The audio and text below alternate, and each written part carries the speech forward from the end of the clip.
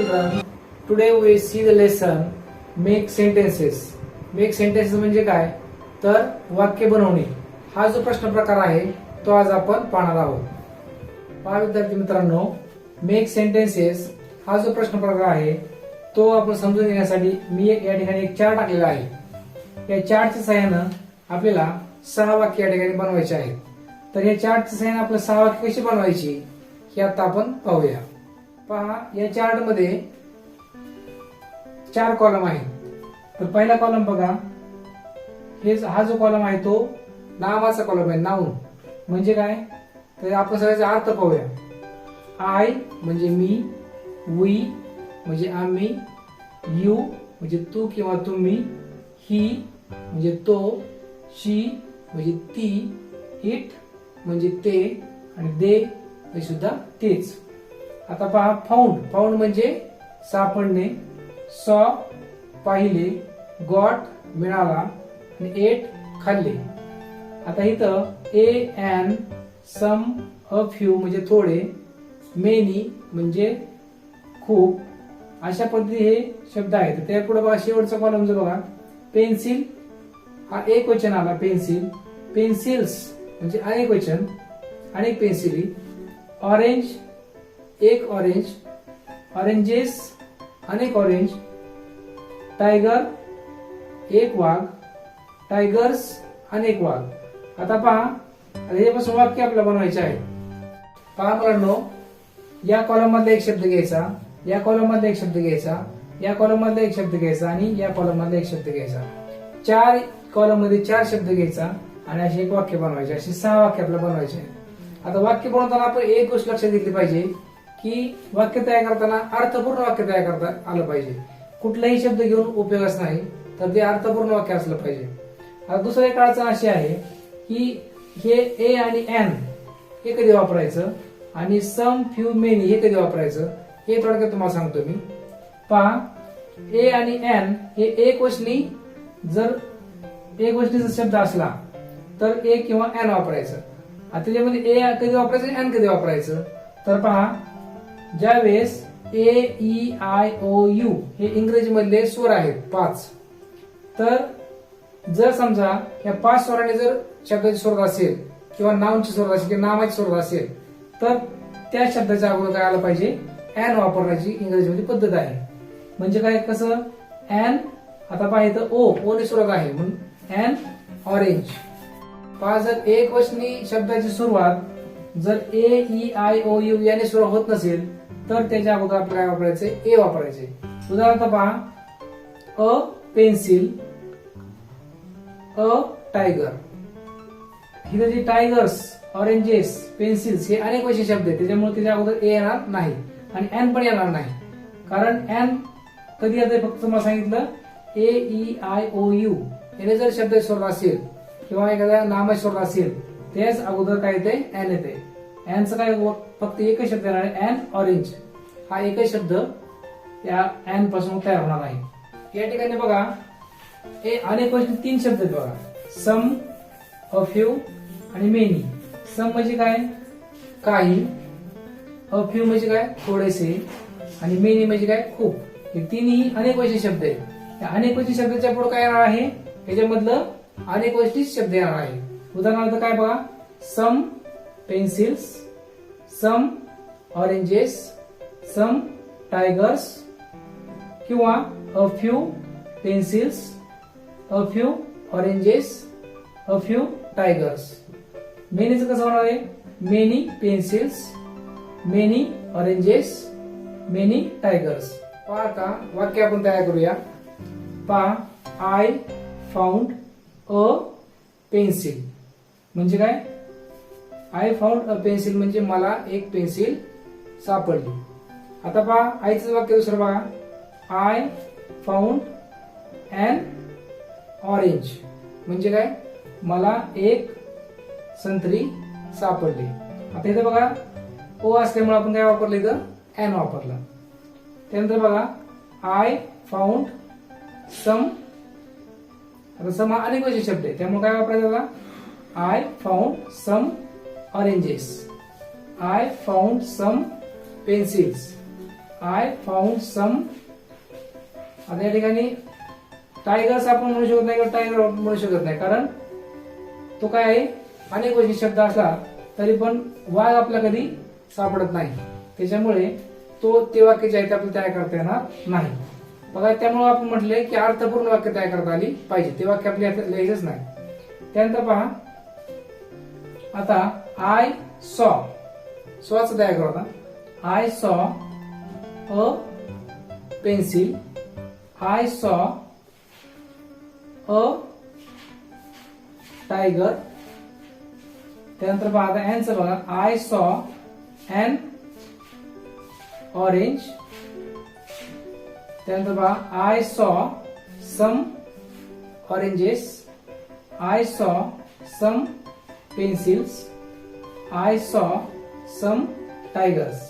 कारण सम हा अनेकवचनी शब्द असल्यामुळे आपल्याला पेन्सिल्स, ऑरेंजेस, टायगर्स हे शब्द त्या ठिकाणी घ्यावे लागतात. आता बघा, आय गॉट. आता आय गॉटचं बघूया. आय गॉट, आता मला मिळाला. काय मिळाला? I got some pencils. I got a pencil. I got an orange. I got some oranges. I got some.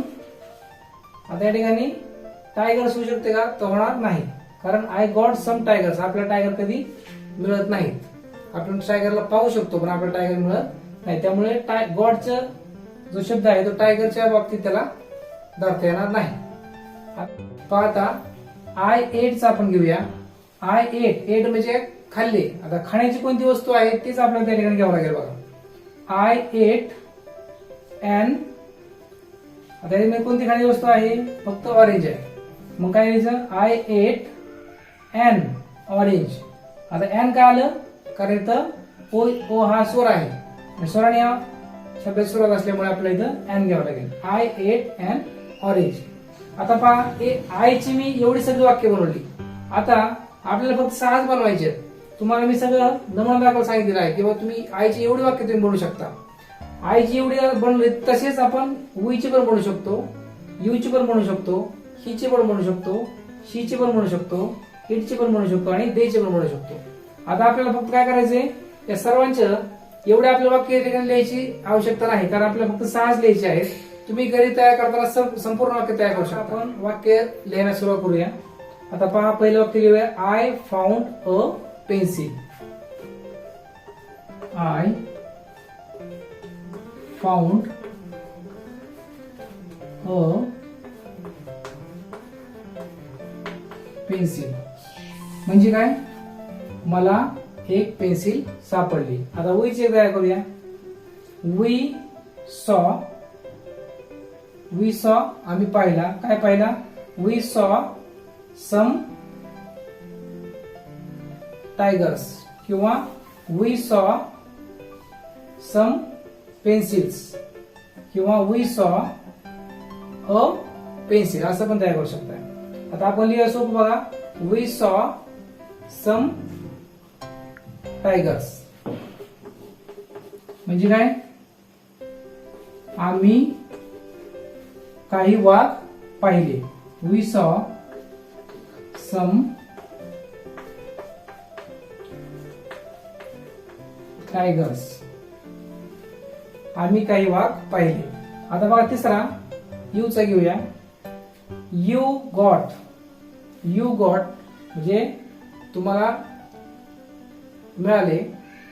You got an orange असं पण चालतंय. You got a few oranges.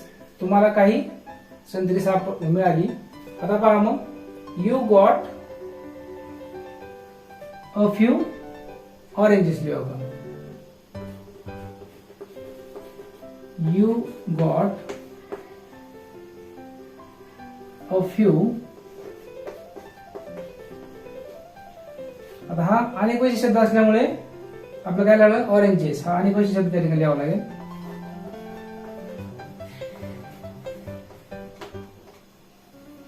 त्यानंतर आता हीच बघूया. ही एट, त्याने खाल्ले. काय खाल्ले? खनिज वस्तू त्यात घ्यावा लागतात. ही एट ॲन ऑरेंज. आता ॲन का घेतलं? कारण ओ हा स्वर आहे आणि स्वरांनी सुरुवात झाली असल्यामुळे त्याला ॲन घ्यायचंय. He ate an orange. He ate an orange म्हणजे काय? त्याने एक संत्री खाल्ला. पहा आता शीच एक वाक्य तयार करूया. शी फाउंड मेनी. मेनी म्हणजे काय? खूप. आता अनेक वचन शब्द घ्यावा आपला. शी फाउंड मेनी पेन्सिल्स. शी फाउंड मेनी ऑरेंजेस असं तयार करू शकतो आपण. तर बघा एक लिहू त्यापैकी. शी फाउंड मेनी पेन्सिल्स म्हणजे काय? तिला काही पेन्सिल सापडल्या.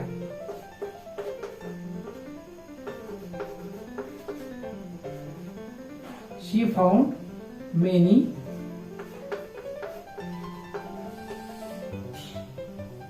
पेन्सिल्स.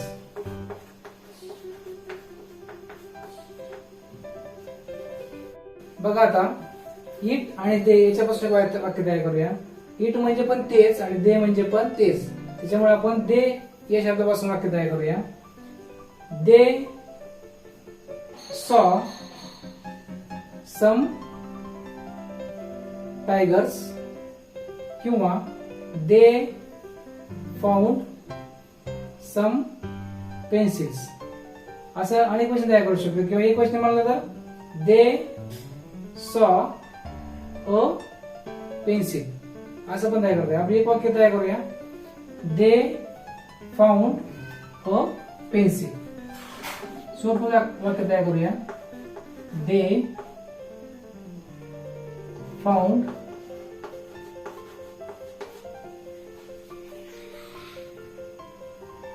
A pencil. एक क्वेश्चन शब्द असल्यामुळे आपण या ठिकाणी एक घेतलेला आहे. अशा प्रकारे आपण वाक्य तयार करायचे आहेत. मी फक्त तुम्हाला नमुना म्हणून 6 वाक्य तयार केले आहेत. तुम्ही याच्यापासून कमीत कमी 50 ते 60 वाक्य तयार होतील. तुम्हाला फक्त आयडिया आली पाहिजे आता आपल्याला काय कसे वाक्य तयार करायचे आहे. तर तुम्हाला मी सगळं त्याप्रमाणे सांगितलेलं आहे. स्वराचे शब्द सांगितलेले आहेत. त्यानंतर एक वचन आणि क्वेश्चन सांगितलेले आहेत. त्याप्रमाणे तुम्ही तुमच्या वहीमध्ये 50-60 वाक्य तयार करू शकता आणि तुमच्या शिक्षकांना तुम्ही दाखवू शकता. माझा आजचा हा व्हिडिओ तुम्हाला कसा वाटला ते कमेंट करून नक्की सांगा. आणि आमच्या ज्ञानज्योती या चॅनलला सबस्क्राईब अजून केले नसेल तर सबस्क्राईब करा. ज्यामुळे पहिल्यांदा व्हिडिओ तुमच्या मुलांपर्यंत पोहोचेल आणि मुलांचा चांगल्या पद्धतीने अभ्यास होईल. धन्यवाद.